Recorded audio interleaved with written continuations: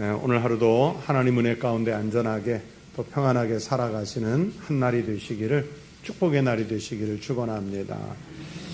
어제 말씀드린 대로 데살로니가 후서는 데살로니가 전서를 쓰고 나서 얼마 안 있다가 바로 보낸 편지라고 말씀을 드렸는데, 사도 바울이 가르쳐준 그 종말에 대한 신앙을 그 데살로니가 교회 성도들이 좀 오해해서 그것을 잘못 지키는, 소위 말하는 일상의 삶을 또는 사회적인 삶을 너무 쉽게 접고 그냥 무조건 종말만 기다리는, 재림만 기다리는 그런 형태들을 보인 교인들이 있었기 때문에 이 편지를 쓰는 겁니다. 그래서 오늘 이어서 2장에도 보면 그런 말씀을 하죠. 1절부터 보면 우리 주 예수 그리스도의 강림, 그리고 그 모임에 관해서 말한다. 그랬고 또 2절에도 보면 우리에게 받았다는 편지로나 주의 날이 이르렀다고 그래서 쉽게 마음이 흔들리거나 두려워하지 말라. 또 그렇게 이야기를 하죠.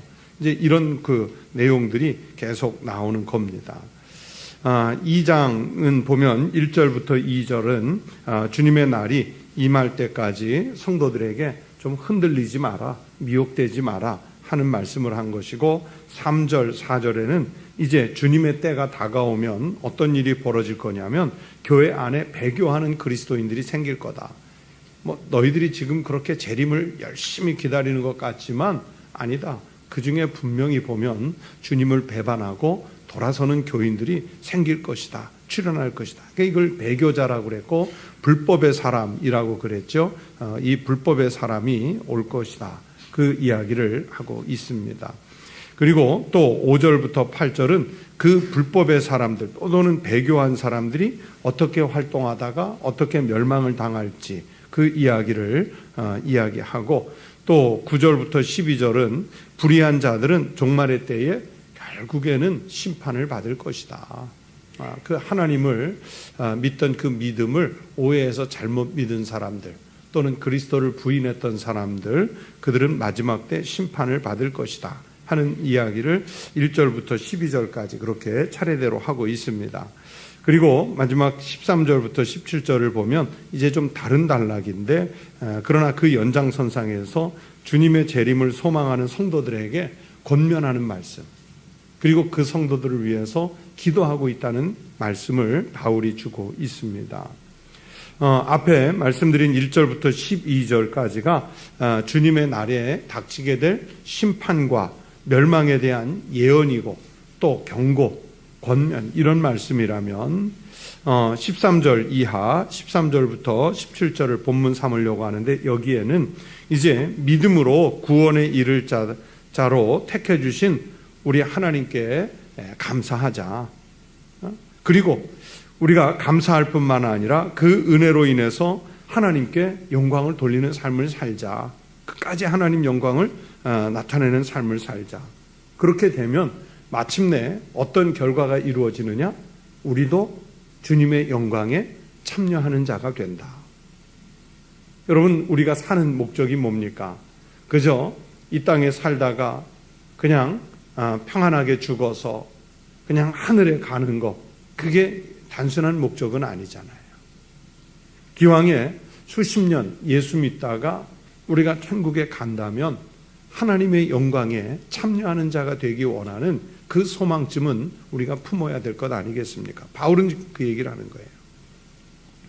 그래서 15절에 보면 그러므로 형제들아 굳건하게 서서 말로나 우리의 편지로 가르침을 받은 전통을 지키라. 그렇게 하기 위해서는 믿음에 굳게 서서 이 복음을 지키라는 거예요. 앞에도 이야기했죠. 이런 말, 교회 안에서 이런 말, 저런 말, 재림에 대해, 종말에 대해, 심판에 대해 들려와도 쉽게 마음이 흔들리거나 두려워하지 말아야 한다. 그 이야기를 해요.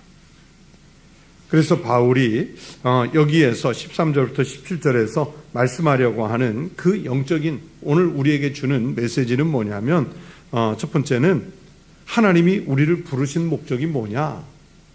이걸 좀 생각해 보자는 거예요. 결국에는 바울은요, 모든 편지를 진행해 가면서 궁극적으로 하시고 싶은 말씀 뭐냐면 하나님의 영광을 위해서다. 하나님의 영광을 위해서 우리를 부르셨다. 특히 마지막 때 하나님의 영광을 찬양할 사람들로 우리를 부르신 거예요. 그런데 재림 때 천국에 가서만 그게 아니라 이 세상에 있을 때도 마찬가지의 삶을 우리가 살아내야 하는 거죠. 바울이 고린도전서 6장 20절에서도 말씀했습니다. 값으로 산 것이 되었으니 그런즉 너희 몸으로 하나님께 영광을 돌리라. 우리의 영이 하나님 나라에 갔을 때 영으로만이 아니라 몸으로라는 얘기는 뭡니까? 지금 우리 몸을 입고 있잖아요. 육신의 삶을 살고 있지 않습니까? 그러니까 지금 살고 있는 이 몸으로, 지금 살고 있는 이 현세에서 내가 살아가는 지금의 삶의 형태를 통해서, 그것을 통해서도 하나님의 영광을 나타내라. 하나님께 영광을 돌리라. 그런데 우리는 신앙을 통해서도 뭘 추구하냐면 대부분 보면 내 영광을 추구해요. 부모가 자식에게 공부하라, 공부하라, 공부하라 강조하잖아요. 그 공부하라는 내용 속에 뭐가 담겨 있냐면, 야, 너 잘 먹고 너 잘 살게 하려는 거야. 너 출세하게 하려는 거야. 네 영광 얻으라고 공부하라는 거야.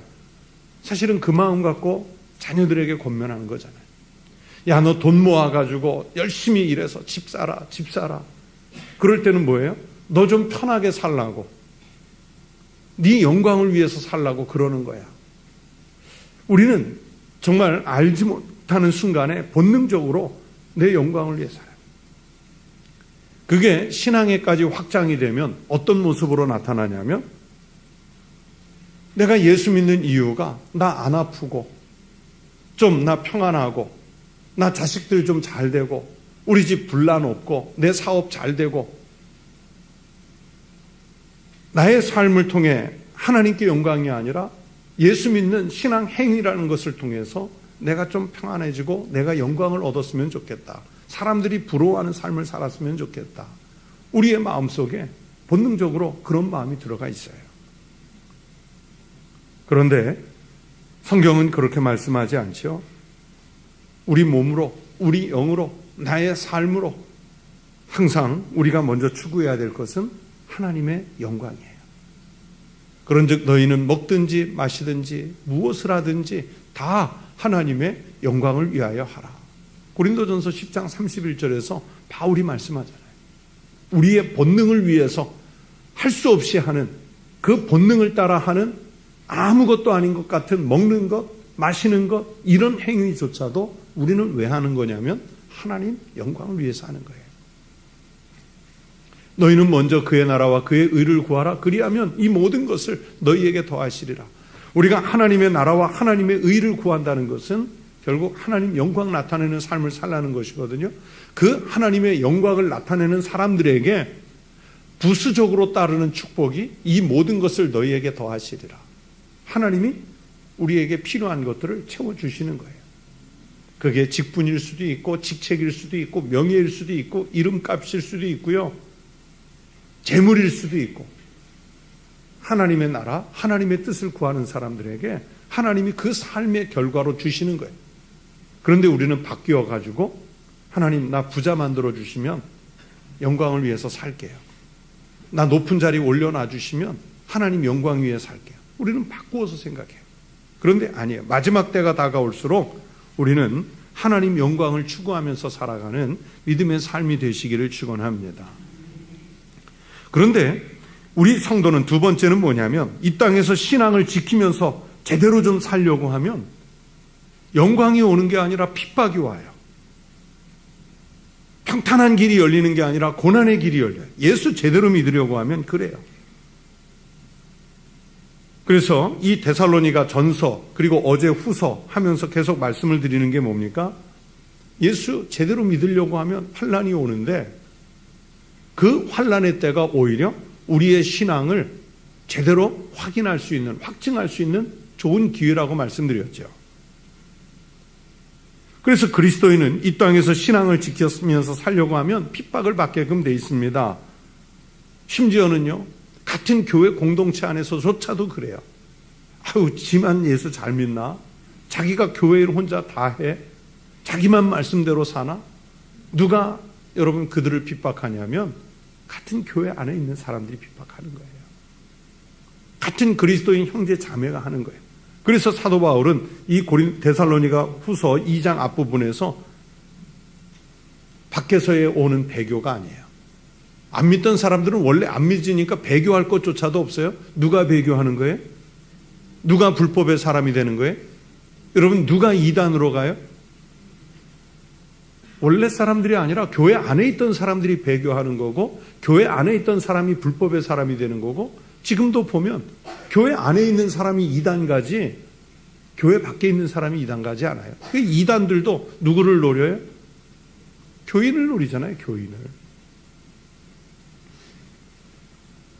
성도는 이 땅에서 제대로 신앙 지키면서 살려고 하면 십자가, 고난, 핍박을 받을 수밖에 없어요. 그러나 그런 하나님의 백성들, 신실한 하나님의 백성들은 분명히 뭐가 있냐면 하나님의 위로와 소망을 얻게 될 줄로 믿습니다. 성도의 삶의 원동력은 어디에 있는 거냐? 이 땅에서 어떤 환경, 조건 이것을 따져서 믿는 게 아니라 우리 신앙의 원동력의 원천은 어디에 있냐면 하나님께 있는 거예요. 성령님의 능력에 있는 거예요. 고린도후서 1장 4절에서 바울이 또 말씀했어요. 우리의 모든 환난 중에서 우리를 위로하사 우리로 하여금 하나님께 받는 위로로서 모든 환난 중에 있는 자들을 능히 위로하게 하시는 이로다. 환난 중에 있는 성도들을 위로하실 이는 누구시냐면 하나님이세요. 여러분이 예수 제대로 믿다가 환난을 당할 때가 있습니까? 또는 핍박을 받을 때가 있습니까? 아니면 어떤 어려움에 봉착할 때가 있습니까? 난관을 만나야 할 때가 있습니까? 사람으로부터 위로받으려 하지 마시고 하나님의 권능으로, 성령님의 능력으로 위로를 받기를 소망하는 성도 되시기를 바랍니다. 우리는 어떤 상황에서나 하나님의 위로를 기다리는 사람들인 줄로 믿습니다. 데살로니가 교인들 보고 박해가 임박했지만 정말 재림을 기다리고 있지만 당신들은 하나님 영광을 위한 삶을 살라.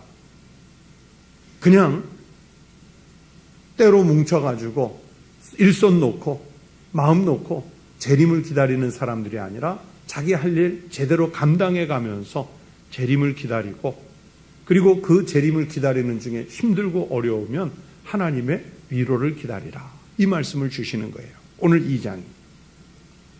오늘 하루도 하나님 영광을 위해 사시는 날 되시기를 축복합니다.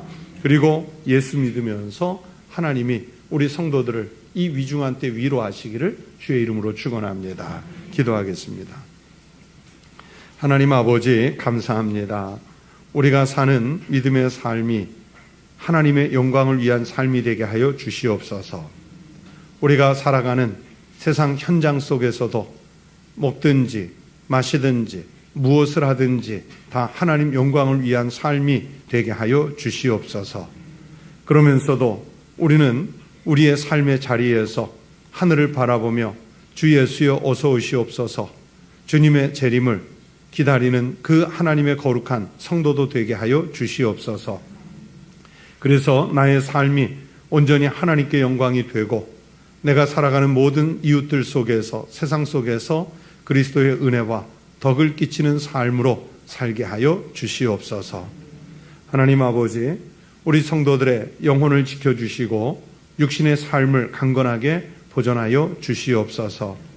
코로나의 위기 속에서도 우리 성도들 안전할 수 있도록 권능의 손을 주님께서 펼치셔서 보호하여 주시옵소서.